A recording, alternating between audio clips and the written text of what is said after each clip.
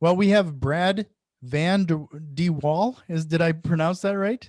Close. Brad Vandewall. My friends of 30 years can't even say it properly, so I don't. It's a tough one. Well, well, if anything, if you want to see his full spelling, go to his website, coachingwithbrad.com, especially if you're a realtor. That's what he specializes in, but he also has quite a bit of experience with real estate investing. And I really appreciate you coming on the show and providing some of that experience to the our listeners today. Yeah, I appreciate you having me. It means a lot. Thanks so much. So I know you're up in Canada. Like, I'm just curious with our Canadian uh, neighbors, like, how is the COVID been treating you up there? It's definitely more lockdown than the United States.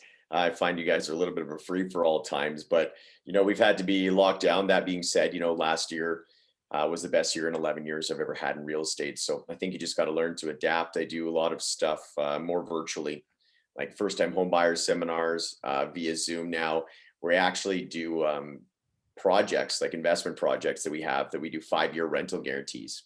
So it's pretty rare to find a 5-year rental guarantee. So we do stuff that you can put, 5% down now, 5% down in 45 days, possessions in 2 years, and then you have a 5-year rental guarantee after that. So I've been doing Zoom seminars for investors and selling those too. So that's been a big part of my business last year, is just learning to adapt and how the world's going, I feel. Well, that's a big lesson right there. Is how you've learned to adapt. I mean, how did you come across and how has the like doing some of these Zoom calls? How have they been received? Pretty well. Yeah, honestly, it's a major part of my business. Like for the realtors that are possibly listening, like the first time home buyers seminars, I'm getting upwards of 100 to 120 people per webinar. Oh Zoom, wow. that's insane. And then my investor webinars that I'm doing with my marketing team, I'd say the most we had on is 130. Hmm. So it's like, yeah, of course, people looking for investment opportunities, especially whenever people see, in Canada, we have some stuff, we market to Toronto, who's obviously a massive city, and their prices are crazy. And in Toronto, or sorry, in Calgary, our market's great. Our prices are still at an all-time low. They're starting to go up now. And when you can offer an investor a 5-year rental guarantee, like let's think about this. It's a 5-year rental guarantee. Even if the place is vacant for 5 years, you're still guaranteed 6.5% of the purchase price yearly, then obviously divided by monthly. So somebody's looking for a great investment opportunity, it's huge. And the project's not ready for 2 years. So you don't have to think about this thing for 7 years total. So there's a lot of Hmm. people that have been interested in something like that. Can you compare that? Like, what kind of turnouts would you have typically seen if you would have done all of this in person? I'll be honest with you, I never did. Oh, It's a concept that we came up with. We were doing first time homebuyer seminars live, right? We do them in brick and mortar. COVID hit. We tried Zoom, and then we were getting tons of action from Zoom. And then I thought, like, I'll be honest with you, I'm like, can I sell a $350,000 condo or 400 via Zoom to somebody that's never been to my city? I'm like, I don't know, but we did it and we sold a ton. So it was just flying by the seat of my pants, to be completely honest. It was so successful with the first time home buyers seminars. I'm like, well, let's just try to see if investors want to come on board. And we were fortunate enough that we crushed a bunch of units that way too. yeah. Wow.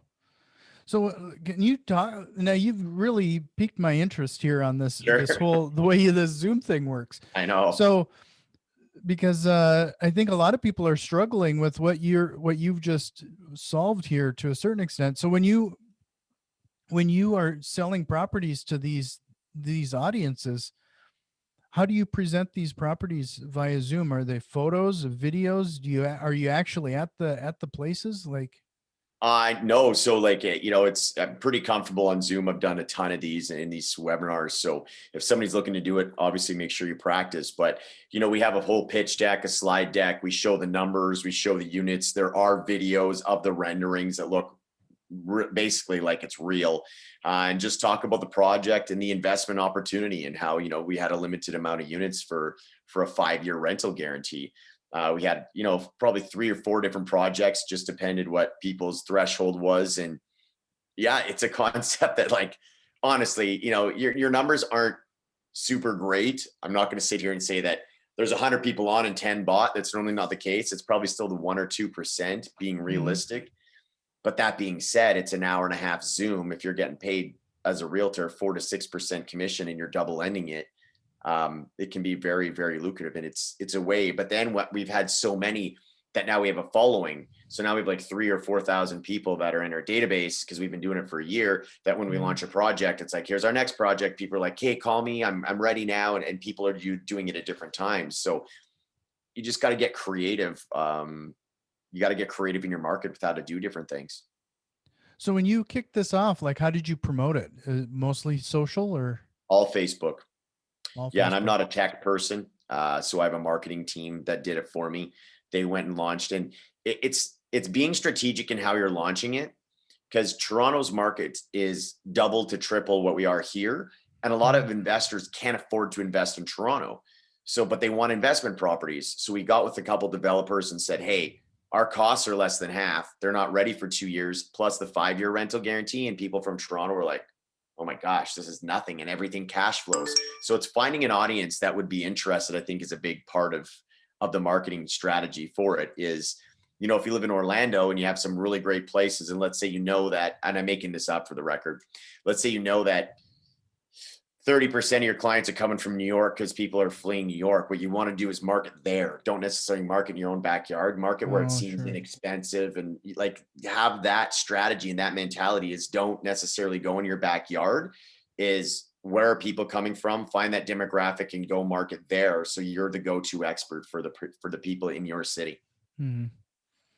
So up in Canada, is that something new regarding the Oh, 5-year lease guarantee? I mean, yeah, I haven't I've heard never seen it. people using that before.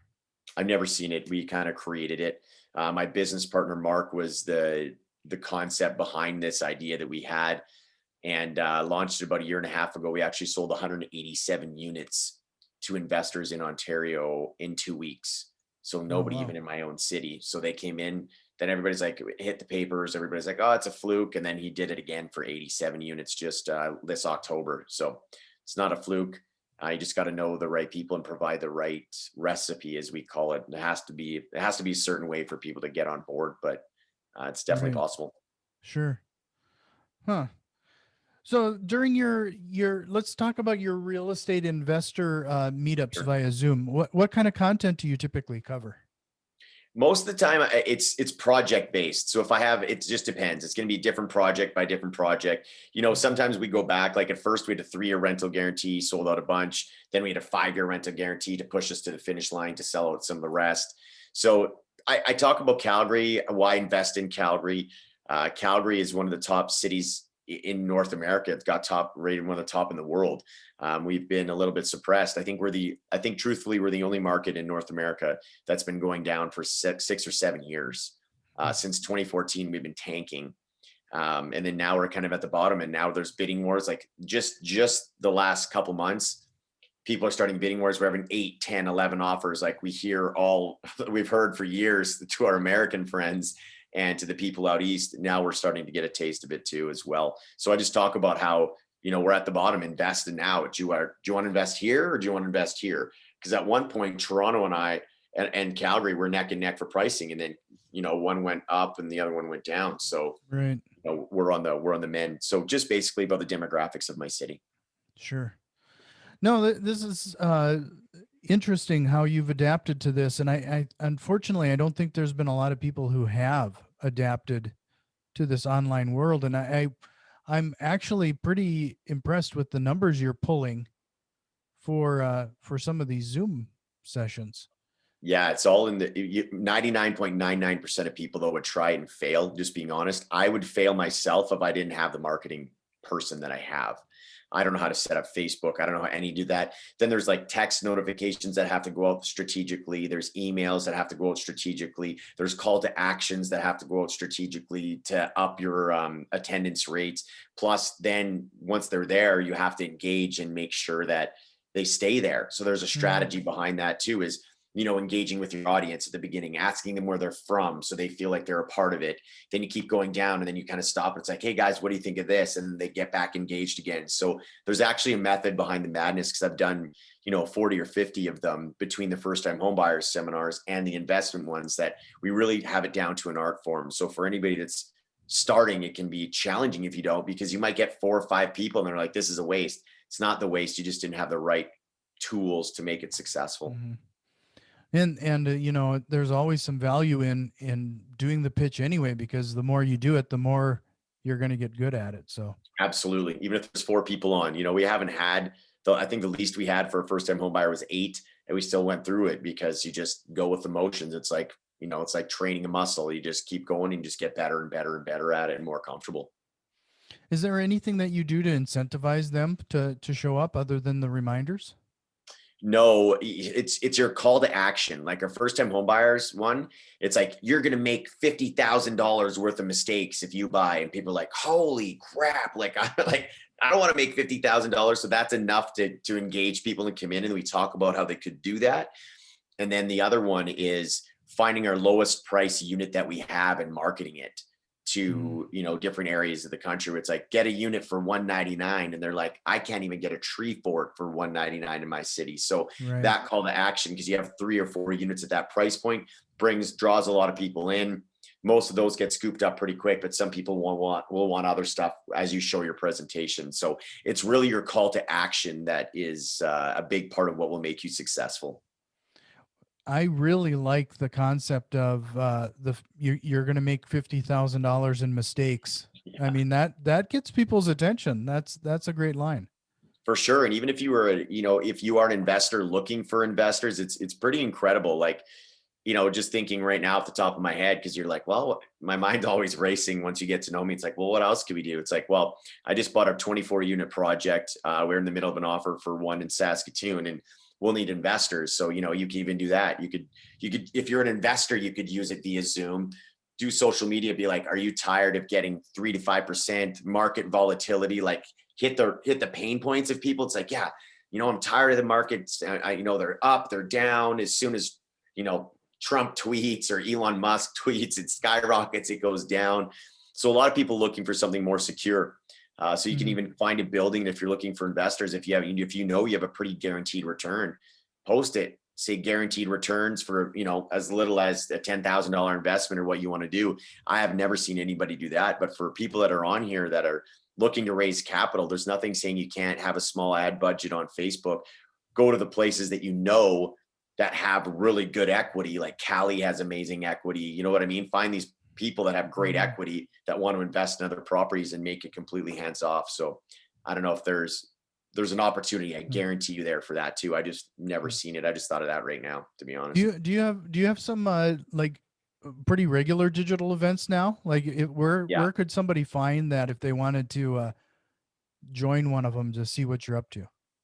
The truth is, you could go to, again, coachingwithbrad.com. So whenever you go to coachingwithbrad.com, it'll actually go in, and I go into my first time home buyers webinar, to be honest. So if you wanted to see how I do them, you can sign up. The truth is, at the end, if anybody wants to call me and has some interest, I can kind of guide you to them. I can set you to the marketing company that sets it up for me. Whatever people are looking for. I don't really teach it or coach it. Being a real estate coach, I do coach how to do it, but the tech side, I have no idea. I just basically pay somebody to be like, bring people here, and then I'll do my thing. So, and I think one of my questions was really because I wouldn't be surprised if a few people that are listening to this might be interested in the investment options that you were talking about.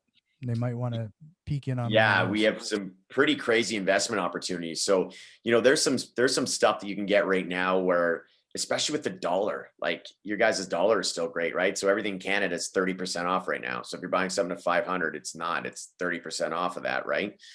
So as the dollar is creeping up, your return will get better. But there's some, I just bought one with my father-in-law, and he bought another one. You're buying something at 520,000, your mortgage at 20% down is maybe $1,600, but these things rent out for $3,400 a month. Sure. So by the time you add on, you're cash flowing $800-900 a month, which is pretty absurd for that price point for a legally suited house. So there's just always options. You just got to look for them. And now with Calgary's market being suppressed, like I sold 5 to investors last week because they're like, holy crap, that's an amazing cash flow. So you just got to look for deals. Maybe they're not in your backyard. Right. Are they houses or are they like Yeah. multifamily condo type units? Single family homes, 520,000, 1,750 square feet up. Then a legal basement suite in the basement, 2-bedroom basement suite. You get about 2,300 up, 22 to 2,300 up, and 1,300 down, plus utilities.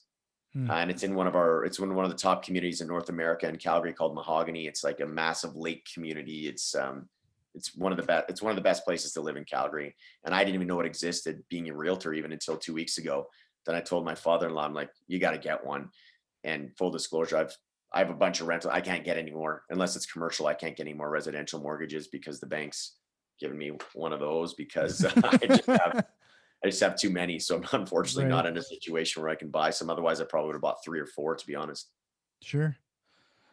Okay. Well, so when you were running those numbers, I guess it was your business partner regarding this 5-year lease guarantee. Yeah. Like, how did he come across that idea?